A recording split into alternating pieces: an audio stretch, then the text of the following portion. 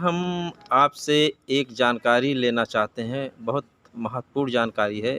पूरे भारत में कई करोड़ों धम्म अनुयायी हैं जो बाबा साहब को मानने वाले हैं, तथागत बुद्ध को मानने वाले हैं।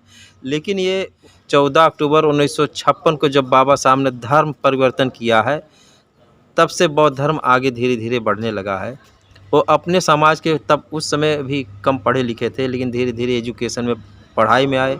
फिर बाबा साहब को जिसने पढ़ा तो उसने एक नहीं, शिक्षा भी ग्रहण किया प्लस धर्म को भी आगे बढ़ाने का काम किया।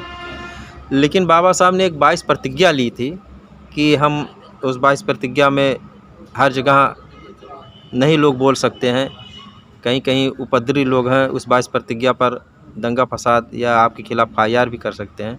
लेकिन हम 22 प्रतिज्ञा ना मान करके हम 3 प्रतिज्ञा बाबा साहब का क्यों नहीं पालन हो पा रहा है। बाबा साहब ने कहा था शिक्षित बनो, दूसरा कहा था संगठित बनो, फिर संघर्ष करो।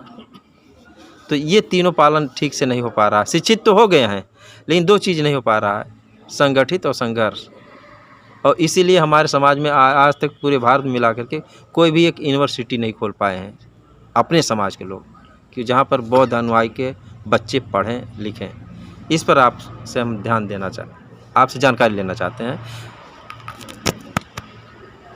बोधिसत्व डॉक्टर बाबा साहब आम्बेडकर ने 14 अक्टूबर 1956 में जो धम्म क्रांति की, उसके बाद भी जो सर्वहारा समाज था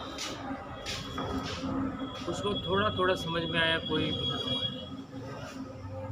और वही समाज अनेक जातियों में बटा हुआ, और वो जातियों में भी क्या है, ऊंच नीच की भावना वाले, एक दूसरे से ऊंच नीच की भावना वाले समाज में संगठन का बिल्कुल अभाव, हजारों सालों से संगठन का बिल्कुल अभाव होने के कारण और जातिवाद के कारण संगठित नहीं हो पाते।